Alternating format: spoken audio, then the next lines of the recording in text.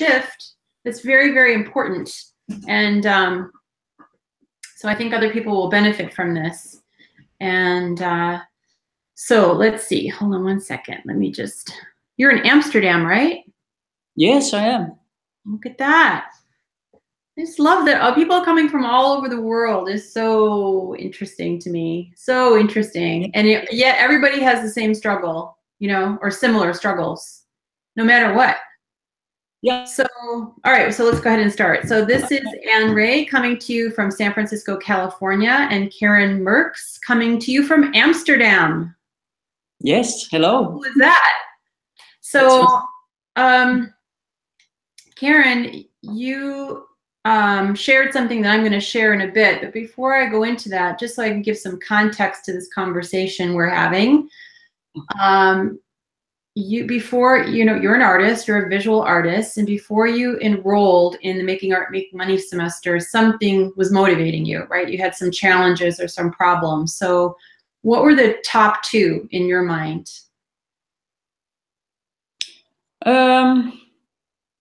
I always was an artist.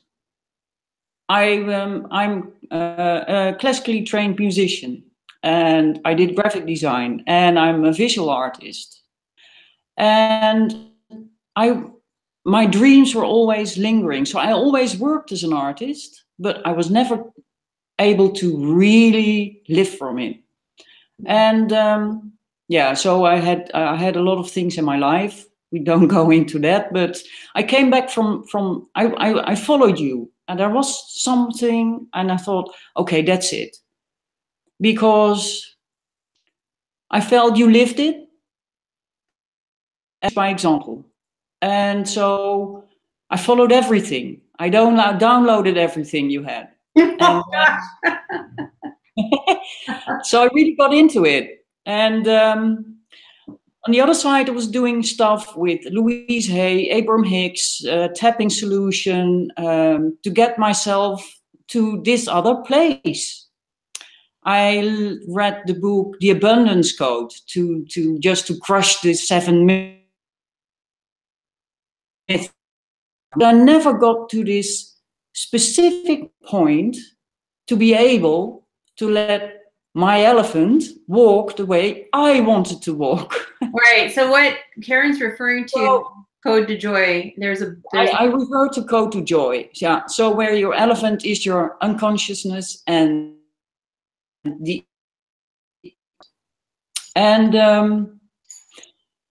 I came back in January 15, and I always wanted to do your course, so I had talked about it. I think I talked about it always to everyone, and I'm supported with this, and I'm really glad and grateful for that. Because I came back in January 15, I came back in Holland, and I was nothing what I am now. I was deeply sad. I was crushed. I lost everything I thought was really important to me. And things started to shift. I was able to live in the house I live in now for 10 weeks. I have a room where I can stay with friends next door. Found my own place. I got a job I talked about in the Facebook group. And I was able to start this course. And then really everything started to shift. I went through it. I did, you said, go to Joy. I bought it immediately. I started to read. I started with the process. And I'm now on day 20. So after this, I finished day 20. And then, I don't know, everything shifted. I did the EQ test. And I thought, hey, wait a minute. That's not that bad. I'm quite high in this. And my intelligence is not that bad too. So why in the world am I successful? I should be. Right. And then I was on my job. So I do this job on the telephone, marketing. And I thought, well, why in the world am I here? Why do I sit here calling stupid for a very low price? I shouldn't be here. Right. Oh, Don't complain about what you do. You're cutting out a little bit, Karen. So what I'm going to do, oh, we've got feedback too. Shoot. Let's see. How about now? So because you're cutting out a little bit, what I'm going to do is I'm going to share a little bit about what you wrote, and then I'm going to come back and see if the connection improves. And if it doesn't, we'll reconnect. Okay.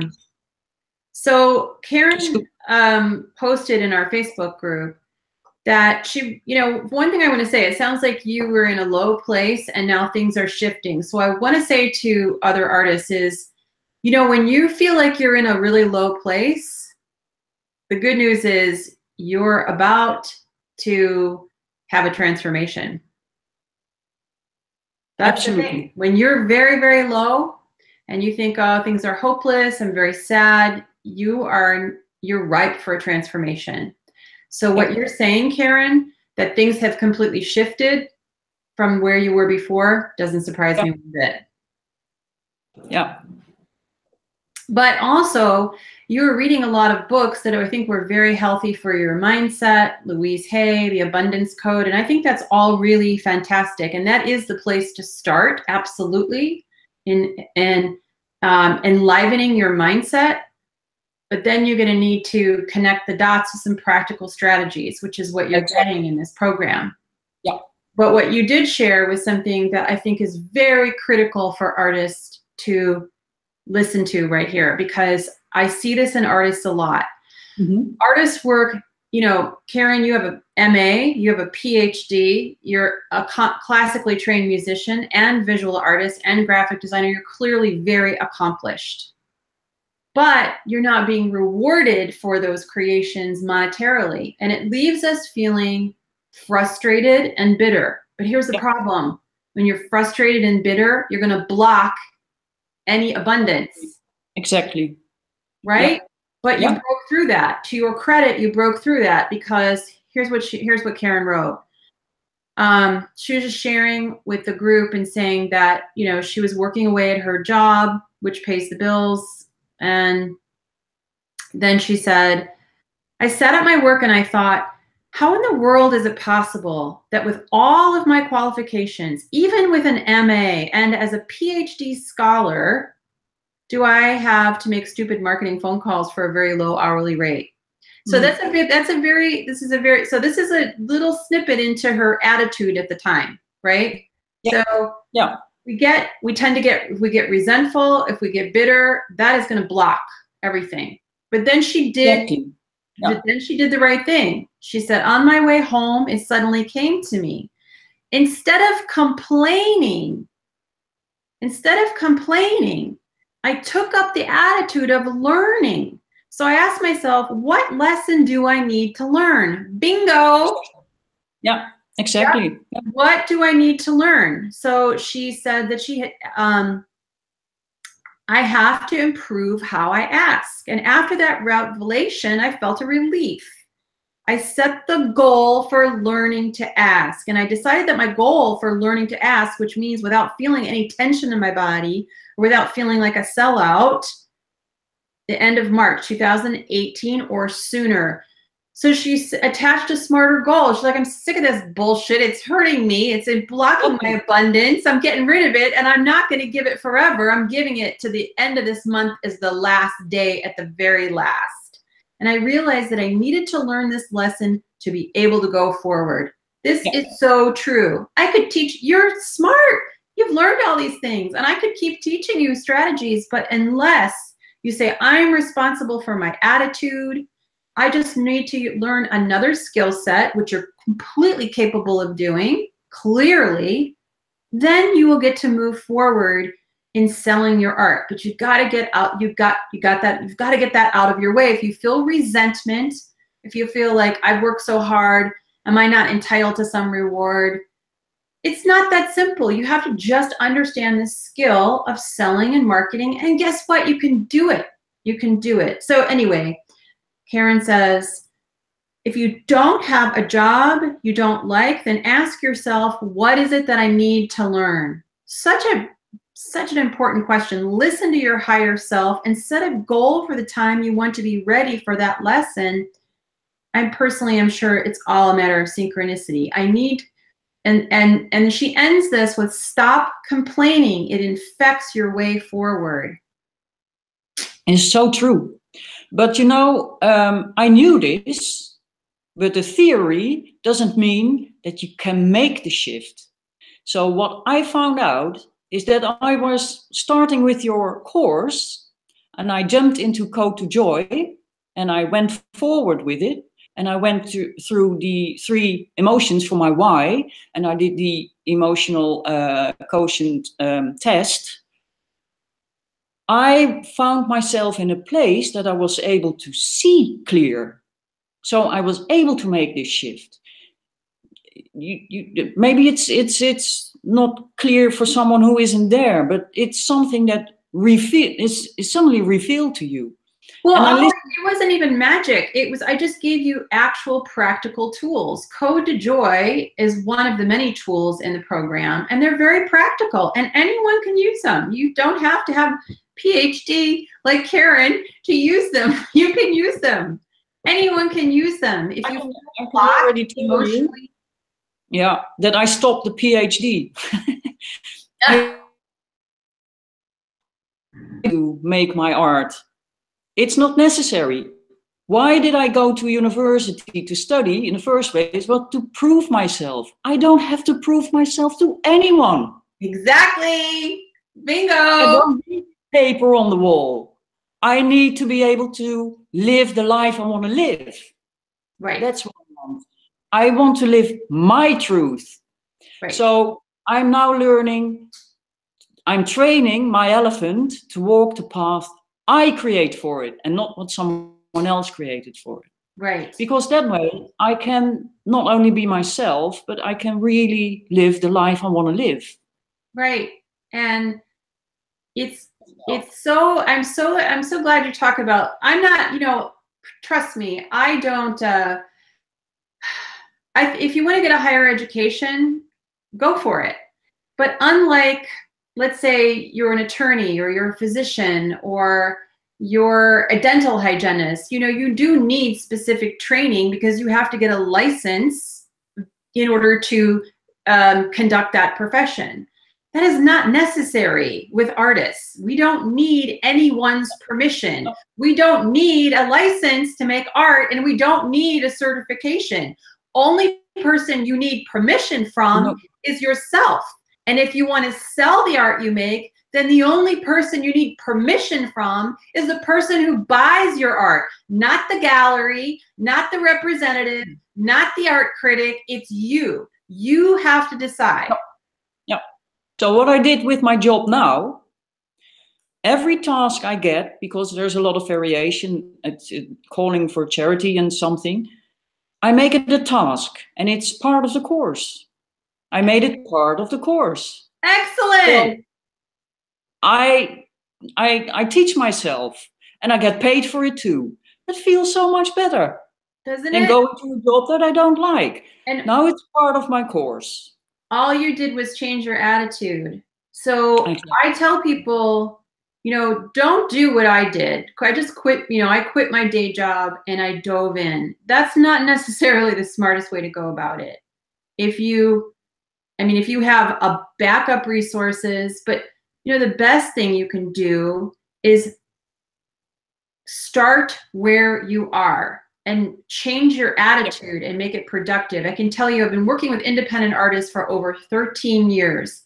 And the best indicator of whether or not they're going to be successful and happy is their attitude. So that's why I wanted to highlight what you shared, because you had a fundamental shift in your attitude.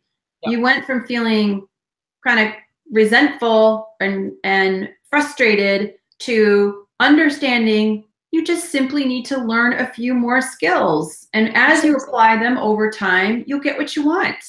Yeah, exactly. Yeah. Yeah. And I don't need that PhD for that. You don't need a PhD. And I don't know how much that was going to cost you, but I know in the United States and Canada, if you attend one of the top 42 art schools, it costs over $52,000 a year. It costs more to attend the Rhode Island School of Design than it costs to go to Harvard Law School. But if you went to Harvard Law School, you'd sell more art because you've had a better network to sell to. But it's absurd. It's absurd unless you have a trust fund.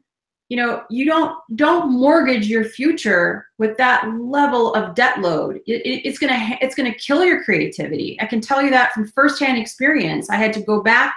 I had to leave and get the highest paying job I could and quit art to pay down my student loan debt. And the cost of tuition has risen dramatically since I went to art school. Yeah. So again, I'm not anti-education, but weigh the return on your investment. You know, how much effort, how much money, how much time is it gonna cost you to get a PhD or a mass MFA or BFA? What if you know, there's much more cost-effective ways to go about it. Yeah, well, in Holland, the way I do it, it doesn't cost me that much. And I, to be honest, I have already done the research. So for me, it would be only writing it down, but it still is a waste of time because it takes me a lot of time to do that. Right. You have to focus completely. And that's not what I want. I want to be an artist. Right. And I want to live as an artist. I want to have a try. So quit what I don't want to do. And focus on what you want to do and stick to that. Right. And if you're unsure about what you want to do, you really just have to ask yourself this question. Does the idea of doing something give you energy, leave you feeling flat, or take energy away?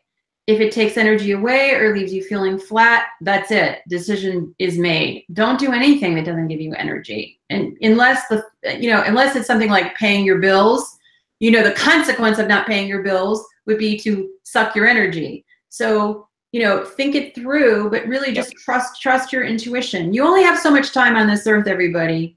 So what do you want to do with what you have left? How do you want to spend today? How do you want to occupy your mind? If your mind is full of doubt or frustration, you got to make a shift.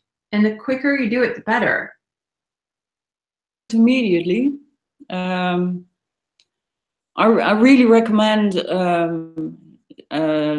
go for a walk. So what I do is in the morning, I start my first first 4 minutes, and then I did the emotional, my why. That was a heavy one. But what I did, I walk for an hour. Because when you walk, I get a lot of ideas anyway, but you can listen to your higher self much, much better. Absolutely. And it changes your brain chemistry and your physiology. It's so good for you. Exactly. And that helped a lot.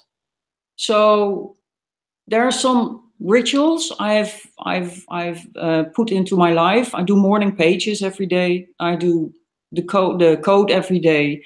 And after that, I do the course. And then walk for an hour. That's excellent. That's excellent. When you're very stable, then you can focus on it, because the focus and the consistency is so important. It's really important. It's to true. Make the shift. Yeah, exactly. Do you have study partners you work with?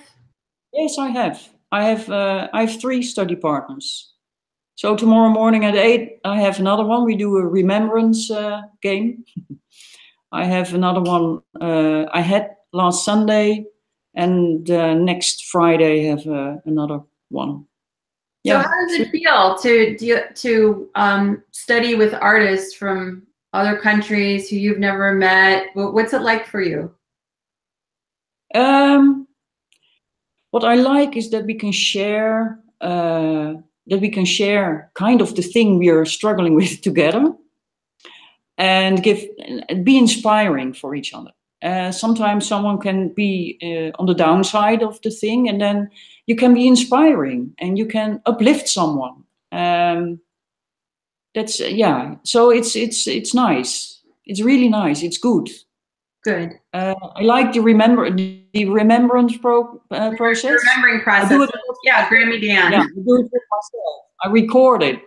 So I see my whole dream in front of me, and I'm kind of living in it. Good. So excellent. So you don't have to wait because you're in it now. Yeah. See, that's a beautiful magic about the remembering process, is that you don't have to wait. You can imagine and experience it right now.